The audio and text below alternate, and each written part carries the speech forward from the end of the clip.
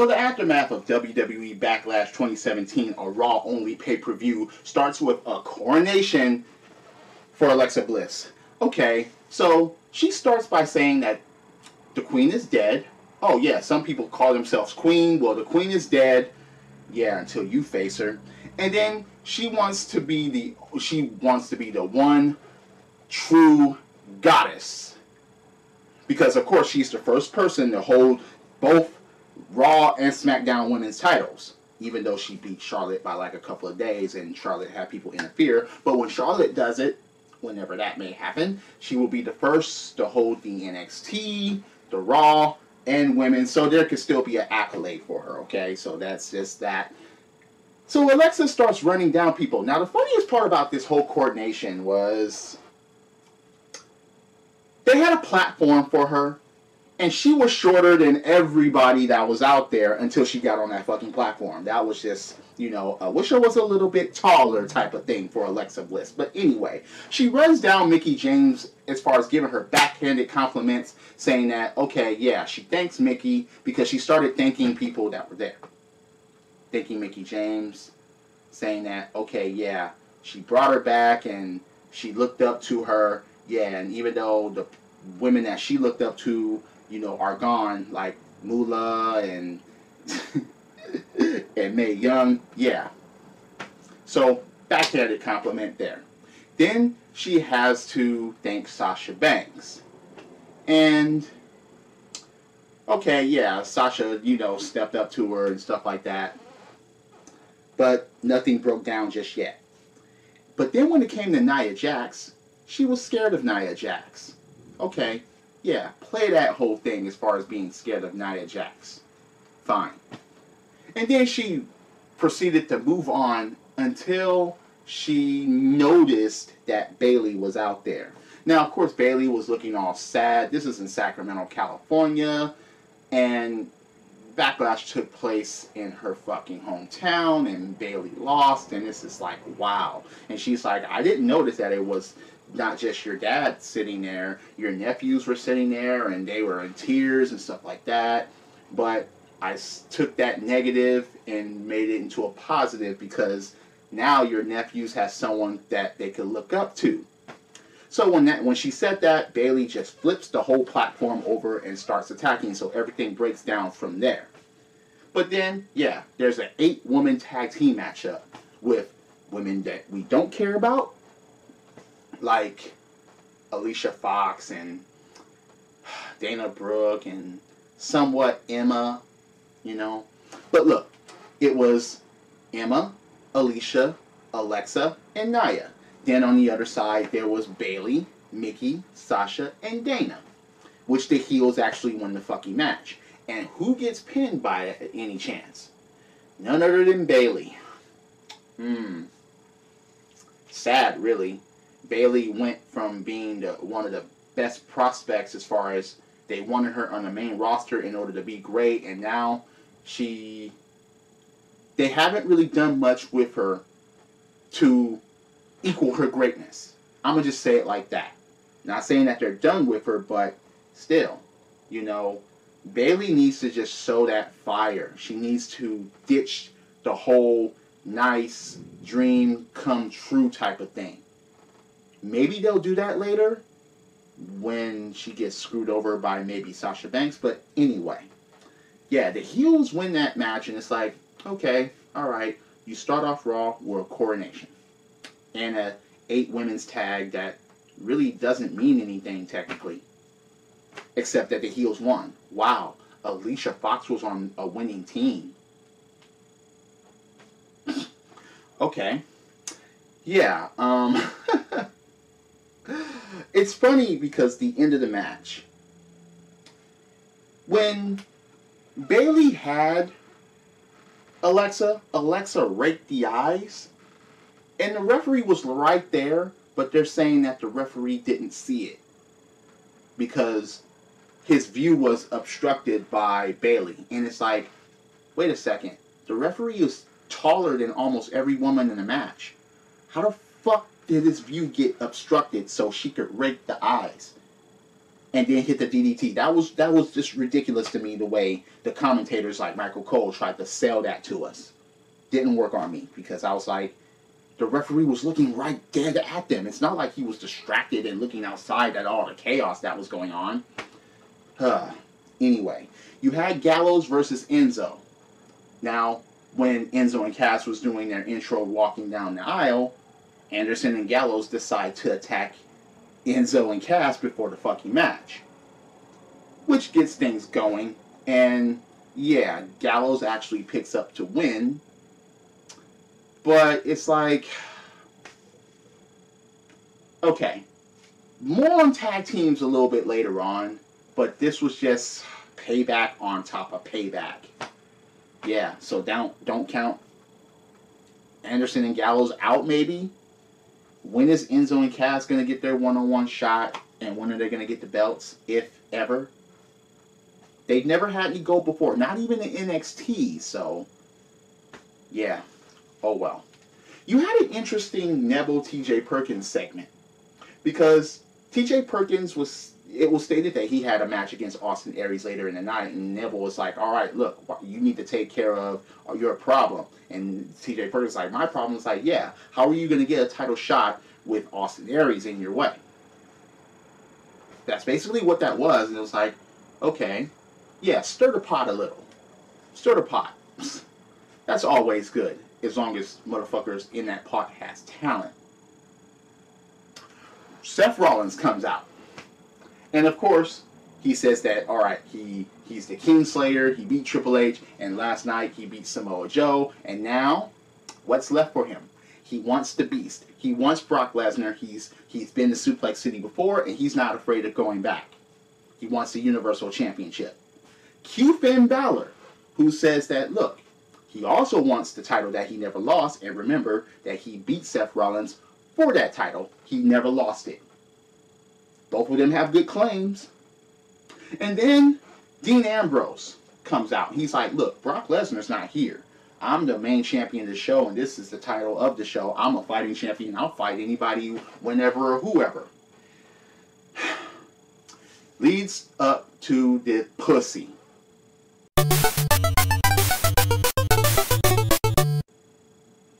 Yeah, The Miz comes out, and he's like, none of you deserve IC title, and he's like, he calls Finn Balor a coward. Out of all things that Miz is going to point the finger of, he's called somebody else a coward. No. Just no.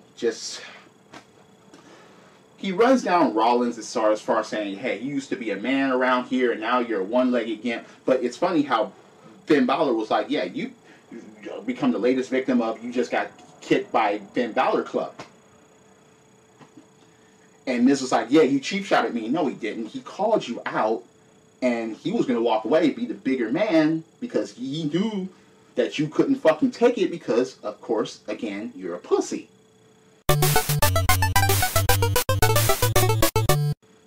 But anyway, he runs down Seth Rollins, and then he tries to run down Dean Ambrose as far as saying that, yeah, you're a joke of an Intercontinental Champion. I'm the one that made it. Look, The Miz did not do anything good for the Intercontinental Championship. Nothing. He always ran. He didn't defend it often. And the only reason why he even got noticed, I'm going to say it again, was for that talking smack garbage between him and Daniel Bryan, when Daniel Bryan merely just told the truth. And The Miz cried on fucking talking smack. But anyway, it's funny because he actually tries to say that everybody hates him because he's the threat. No, we hate you because you can't do shit in the fucking ring, and you're not a threat at all. People say, oh yeah, he could talk to the mic. Look, again, mic skills doesn't equate to motherfuckers being eliminated by him in the ring. Because you know damn well, him against anybody else, and put this on former WWE, WWF champion, WCW champion scale, compare him against just about everybody else, including Jack Swagger. The Miz just, no.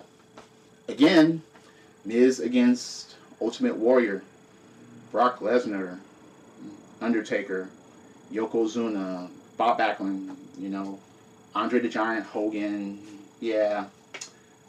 Ric Flair, sell those to me, okay? Just Bret Hart, yeah, Shawn Michaels, please, come on, sell those to me if you can. But anyway, it's funny because when he literally goes on that fucking tangent as far as he's a threat, all three of them, Ambrose, Rollins, and Balor, were like, shut up. And Ambrose was like, I got a perfect solution. I'll tell you what I'm going to do. He calls up Kurt Angle on his cell phone. And Kurt was basically upset that he got his number. And basically, there's a #1 contendership triple threat match for the Intercontinental Championship stated for the late main event. Oh, God. Now, 3-on-3 cruiserweight action. Gentleman Jack Gallagher, Rich Swann, and Akira Tozawa versus Tony Nese, Noam Dar, and Brian Kendrick. The faces end up winning this match. It's funny because even when it came down, Jack Gallagher handed fucking umbrellas to Rich Swann and Akira Tozawa, and they did the whole, kick the umbrella thing, and yeah, okay, fine. They even made fun of Tony Nese while they were fucking in the ring before a commercial break when all three of them vanquished the three heels during the match. But again, anyway, the faces win that match, and okay, cool. 3-on-3, huh? Just have a fucking tournament already to see who's going to be the next #1 contender for the Cruiserweight Championship. Please do that. Maybe they'll do it on 205, or not even a Battle Royal, because there's not even that many Cruiserweights in the division, especially some that we could take seriously. Oh, God. I just want them to do something. I remember when this Cruiserweight Championship was in play in WCW, they made this title mean something. You had motherfuckers every fucking week doing their thing, and they were doing action, and look, Rey Mysterio, Dean Malenko, fucking Jericho, even Alex Wright. But anyway, you have Sheamus and Cesaro come out to answer for their actions at Backlash. And Sheamus is like, he never liked the fans. But then Sheamus goes to explain, look, Cesaro had the Cesaro section, and the fans were behind him until WrestleMania, where the Hardy Boys came out, and then basically Sheamus and Cesaro were left in the dust as far as for nostalgia reasons. Okay, yeah, because Sheamus and Cesaro said that it was supposed to be their moment and they were the team to beat. But the Hardys came out and stole that moment. So, they say, we don't set the bar, we are the bar. That's what Sheamus and Cesaro are doing now. So, the Hardys come out and, alright, there's been rumors that, of course, I think it's confirmed that Matt Hardy, and look, the Broken Hardy gimmick is now owned by the Hardy Boys. So they can use that when they see fit. So, before they hit the ring to try to attack Anderson and Cesaro, Sheamus and Cesaro, I don't know how that made that mistake. What would that team be like? But anyway, delete. He didn't say it on the microphone, but he did that, and they hit the ring, and there I go again with Anderson. With Sheamus and Cesaro leaving the ring. Yeah. The Miz has an interview as far as preparations for his match. You know what the preparations is going to be, and I'll explain that during the covering of the match. Apollo Crews versus Heath Slater. Why was this match even held? Okay, so they're trying to do the whole Apollo Crews and Titus brand thing. Unless Apollo Heel goes full-blown heel and starts terrorizing people and running through people, none of this really fucking matters. And they better not make them a tag team to put them in a tag team division. It's just, no. It's funny because Titus O'Neil got upset with Apollo Crews earlier in the night for him talking to Heath Slater for, advice as far as being a dad. Apollo Crews asks Heath Slater advice on being a dad, and yeah. Titus is like, you're talking to the enemy. Kurt Angle comes out and gives an update of Braun Strowman and Roman Reigns, and he talked to them both and saying that they're not done with each other, and nobody really fucking cares. And the thing about it is, see, this is how long the feud was supposed to be going, minus Reigns going against Undertaker at fucking WrestleMania. That made no sense to me. It's just, no. But Bray Wyatt interrupts. He introduces himself to Kurt Angle, and he's like, yeah, I'm done with the chapter where Orton is forever trapped in my house of horrors. And he asks Kurt, look, are you going to do whatever I want around here? You know? And Kurt Angle's like, this is my show. Bray Wyatt was like, this may be your show, but this is my world. And I'm like, okay, fine. Dean Ambrose interviews Seth Rollins, and they go through their history and maybe a match for the Intercontinental Championship, which was a pretty funny thing. And Seth Rollins, dude, I mean, Dean Ambrose hit nostalgia. Back to you, you know, Gene and Bobby. Look, Dean Ambrose is comedy. Even as Intercontinental Champion, he's comedy. And I hope he keeps this fucking belt, because at least he can go in the ring. At least he brings something to the table in the ring. At least he brings something to the table as far as personality, as far as guts and doing shit. And okay, yeah. So, Dean Ambrose interviews Finn Balor. Funniest part about that was, he's like, yeah, eat a carb, and he gives him a fucking donut. Yeah, silly, but entertaining. But before that, Austin Aries went against TJ Perkins, and it was a pretty cool cruiserweight match.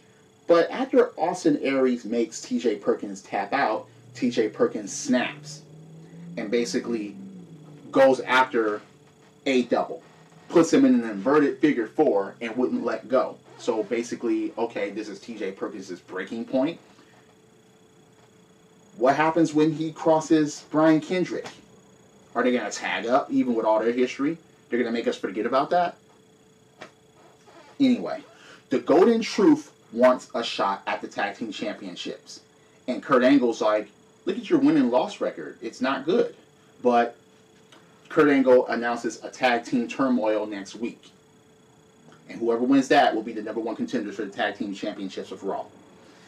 The Golden Truth getting a title shot? Okay. Alright. Especially against the Hardys, huh? That could work. But anyway, you got the main event of the night. Triple threat match. Now, look, again. The Miz running away all match, pretty much. It was okay. He would leave the ring and run away from both Finn Balor and Seth Rollins and only get into the ring under his discretion. He hides behind his wife again, more than once, I might add, negotiating, hey, me and you against him. Waste of time. Out of the ring most of the time. Didn't hardly do anything in the match. Couldn't even put on the figure four correctly. At least if you're going to have a triple threat match with, you know, a no disqualification rule, at least, look, I would accept it if The Miz actually got up in there, wrestled, put up a good fight from beginning to end, and actually got a foreign object or something like that with no help. I would understand that because, of course, it would be within the means and within the rules. I would totally understand that. Because that's being a heel. That's true heeldom. Getting shit done alone and being a fucking threat. Not hiding behind things. Not hiding behind wives. And, well, what do you know? There was Samoa Joe that came out and basically dumped Seth Rollins outside of the ring like an ugly prom date.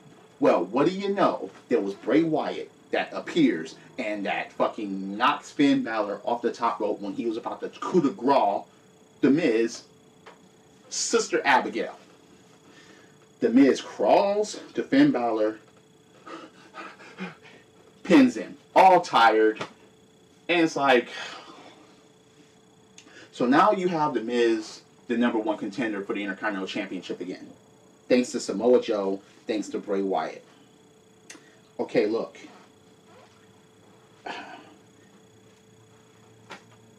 Damn. Ladies, if you're watching this, learn how to suck a dick from The Miz, because obviously he has some give head skills in order to get what he gets in WWE by having no talent whatsoever. I'm sorry. The Miz, once again, being #1 contender for the Intercontinental Championship. It's bullshit.